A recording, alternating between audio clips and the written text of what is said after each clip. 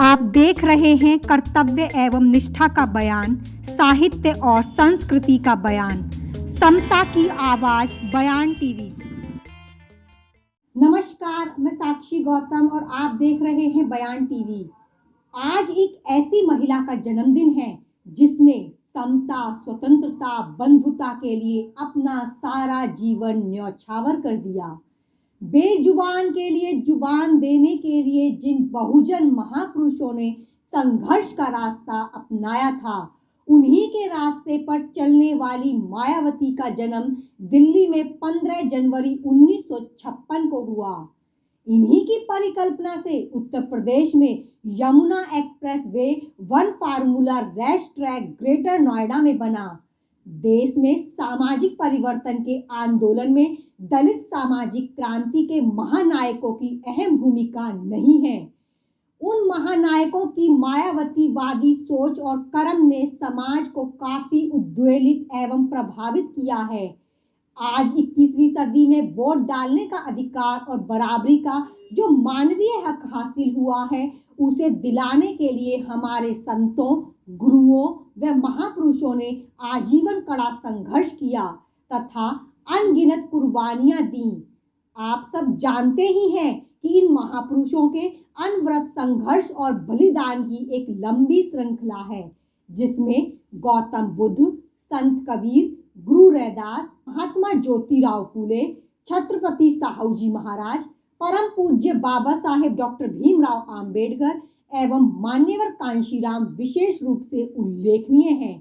अपने देश में समानता एवं इंसानियत पर आधारित तथा जाति विहीन समता मूलक समाज व्यवस्था स्थापित करना इन महापुरुषों का लक्ष्य रहा है। बाबा साहेब डॉक्टर आंबेडकर ने तो यहाँ तक कहा था कि राजनीतिक स्वतंत्रता तो हमें मिली है, किंतु देश में समता का अभाव है। यहाँ के सामाजिक व आर्थिक जीवन में विषमता का बोलबाला है। इस विषमता और असमानता को हमें शीघ्र ही मिटाना होगा। सामाजिक परिवर्तन के लिए अपना सब कुछ न्यौछावर करने वाले पुरोधाओं महापुरुषों को समाज व अपने देश में समुचित सम्मान मिला रहे तथा इनकी यादगार को बहुमूल्य विरासत के रूप में संजोकर इन्हें प्रेरणा स्रोत के रूप में रखा जाए।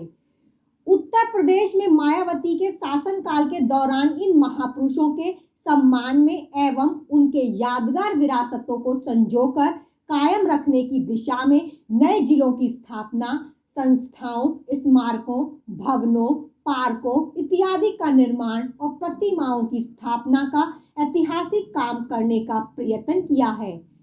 महामाया गरीब आर्थिक मदद योजना, महामाया गरीब बालिका आशीर्वाद योजना, सावित्रीबाई फूले बालिका शिक्षा मदद योजना तथा सर्वजन हिताय शहरी गरीब मकान मालिकाना हक योजना, लखनऊ में डॉक्टर अंबेडकर पार्क व परिवर्तन चौक विश्व के ऐतिहासिक स्थल बन गए हैं। ऐसा काम आज तक किसी सरकार ने नहीं कराया। ये कार्य मायावती के संघर्ष के प्रतीक है। आगरा विश्वविद्यालय का नाम डॉक्टर बाबा साहेब अम्बेडकर विश्वविद्यालय, कानपुर विश्वविद्यालय का नाम बदलकर छत्रपति साहू जी महाराज विश्वविद्यालय रखा गया। नोएडा में गौतम बुद्ध विश्वविद्यालय नाम से नया विश्वविद्यालय खोला। धनुधारी एकलव्य को गुरु दक्षिणा के नाम पर अपंग कर दिया गया। उनके नाम पर आगरा स्टेडियम का नाम एकलव्य स्टेडियम रखा गया। मुस्लिम समाज की शैक्षिक स्थिति के लिए प्राथमिक, माध्यमिक एवं विश्वविद्यालय खोले गए। गौतम बुद्ध के द्वारा स्थापित आदर्शों और उनकी याद को जीवित करने के लिए कार्य किया। श्रावस्ती और कुशीनगर में हवाई पट्टियों का निर्माण किया। लखनऊ का सौंदर्यीकरण भी मायावती की याद दिलाता है। कुल मिलाकर सम्राट अशोक के बाद बुद्ध के विचारों को फैलाने का काम केवल मायावती ने ही किया। मायावती सरकार ने अपने शासन प्रक्रिया का संचालन वहीं से प्रारंभ किया जहां से उन्होंने छोड़ा था। 2007 से 8 में राज्य बजट में 53,029 करोड़ रुपए की व्यवस्था स्पेशल कंपोनेंट प्लान के अंतर्गत की, जबकि इससे पूर्व 2006 से 7 में पूर्ववर्ती सरकार के शासनकाल में यह केवल 3,657 करोड़ रुपए था। हर वर्ष मायावती सरकार बजट राशि बढ़ाती गई। वर्ष 2007 में 33,076 रिक्त आरक्षित पदों में से एक वर्ष के दौरान चलाए गए विशेष अभियान के अंतर्गत 19,361, इसी वर्ष 51,419 व्यक्तियों को 10,079 हेक्टेयर कृषि भूमि के पट्टे आवंटित किए। 56,450 दलित परिवारों को आवास के लिए भूमि आवंटन किया गया, जो गत वर्ष की तुलना में 25% अधिक था। 16 लाख अनुसूचित जाति व जनजाति के आवास विहीन परिवारों को कांशीराम आवास योजना के अंतर्गत किया गया।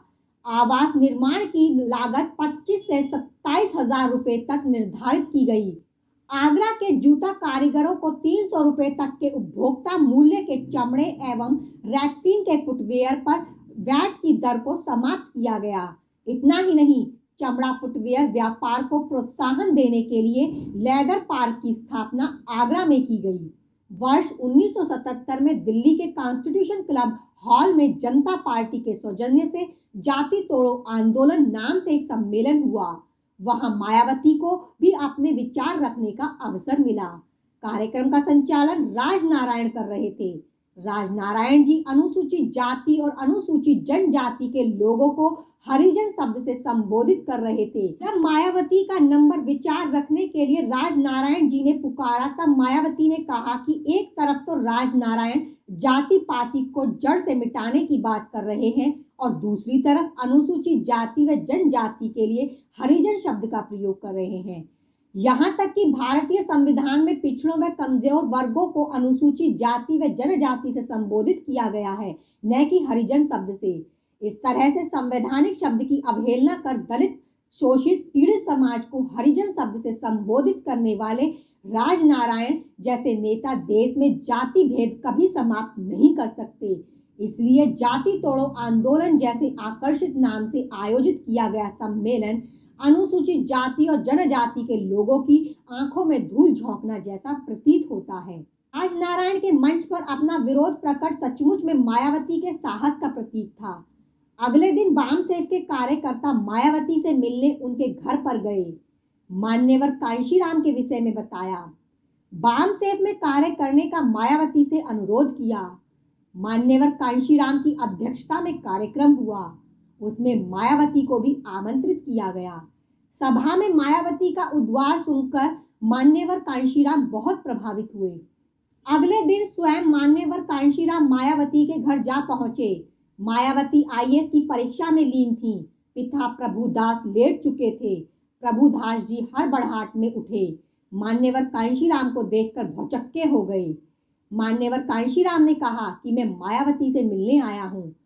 प्रभुदास जी उन्हें मायावती के पास ले गए। मान्यवर कांशीराम ने मायावती से पूछा, आप पढ़कर क्या बनना चाहती हैं? उत्तर में कहा, कलेक्टर बनना चाहती हूँ ताकि मैं अपने दलित शोषित समाज की मदद कर सकूं। मान्यवर कांशीराम ने कहा, आप कलेक्टर बनकर भी अपने समाज की सही मायने में मदद कर सकती हैं, क्योंकि जिस पार्टी की सरकार सत्ता में होती है उसी के इशारे पर कलेक्टर को काम करना पड़ता है। हमारे समाज में कलेक्टर तो बहुत है, परंतु ऐसे कलेक्टरों से सही काम लेने वाला कोई भी नेता समाज में नहीं है। यदि समाज में ऐसा सही नेता पैदा हो जाए तो समाज के हित में काम कर सके, तो मनुवादी कलेक्टर भी उसके सामने सलाम करते हुए फाइलें लिए खड़े हो जाएंगे। मैं आपको कलेक्टर नहीं बल्कि एक ऐसा नेता बनाना चाहता हूँ कि आप समाज के हित में एक बड़ा काम कर सकें।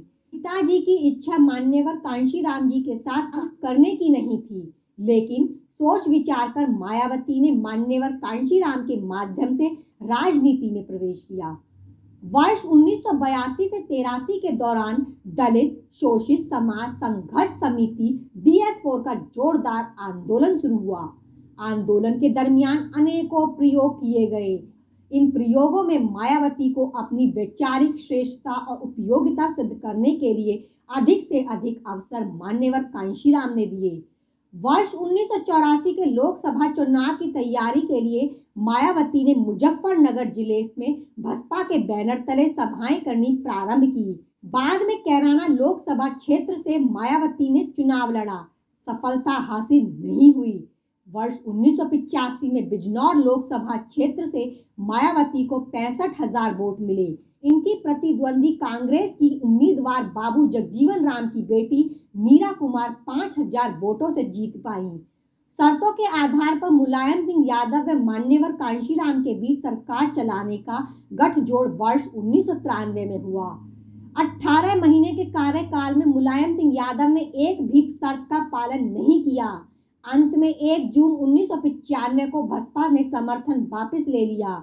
मुलायम सिंह सरकार अल्पमत में आ गई। मुलायम सिंह का कद कम करने के लिए भाजपा ने बिना शर्त मायावती को समर्थन दिया।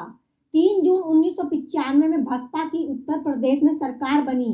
देश की पहली दलित महिला मुख्यमंत्री मायावती बनी। मायावती के शासन के प्रति लोगों की आस्था बढ़ने लगी। भाजपा ने जब यह महसूस किया तो मायावती पर भाजपा ने अपने हितों की अनदेखी करने का आरोप लगाकर 17 अक्टूबर 1995 में अपना समर्थन वापस ले लिया। वर्ष 1996 में लोकसभा का चुनाव हुआ। वर्ष 1987 में लोकसभा का उपचुनाव हुआ। हरिद्वार लोकसभा सीट से बसपा ने फिर से मायावती को चुनाव लड़ाया। वे कांग्रेस के प्रत्याशी से मात्र 25,000 वोटों से चुनाव हार गईं। 21 मार्च 1997 में मायावती दूसरी बार देश के सबसे बड़े राज्य उत्तर प्रदेश की मुख्यमंत्री बनी। 6 महीने के शासनकाल में 6 वर्षों का कार्यभार अपने संकल्प को पूरा किया।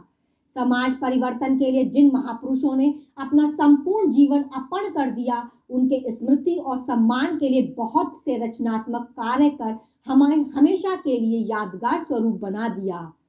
लोकसभा के लिए पूर्वी उत्तर प्रदेश के जिले अकबरपुर सुरक्षित सीट से चुनाव जीती।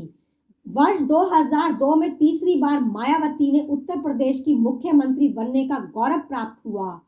मान्यवर कांशीराम के जीवन पर्यंत भी बसपा पूर्व बहुमत हासिल नहीं कर पाई। उनकी मृत्यु के उपरांत मायावती बसपा की अध्यक्ष बनी और उत्तर प्रदेश विधानसभा में वर्ष 2009 से पूर्ण बहुमत प्राप्त किया। इस बार बसपा को 206 सीटें प्राप्त हुईं। देश में सामाजिक परिवर्तन के आंदोलन में दलित सामाजिक क्रांति के महापुरुषों की अहम भूमिका नहीं है। उन महानायकों की मायावतीवादी सोच और कर्म ने समाज को काफी उद्वेलित एवं प्रभावित किया है। आज 21वीं सदी में वोट डालने का अधिकार और बराबरी का जो मानवीय हक हासिल हुआ है, उसे दिलाने के लिए हमारे संतों, गुरुओं व महापुरुषों ने आजीवन कड़ा संघर्ष किया तथा अनगिनत कुर्बानियां दी।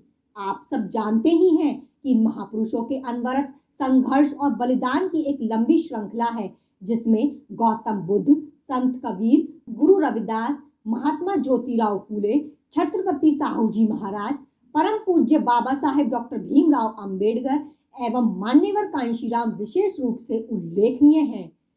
अपने देश में समता एवं इंसानियत पर आधारित तथा जाति विहीन समता मूलक समाज व्यवस्था स्थापित करना इन महापुरुषों का लक्ष्य रहा है।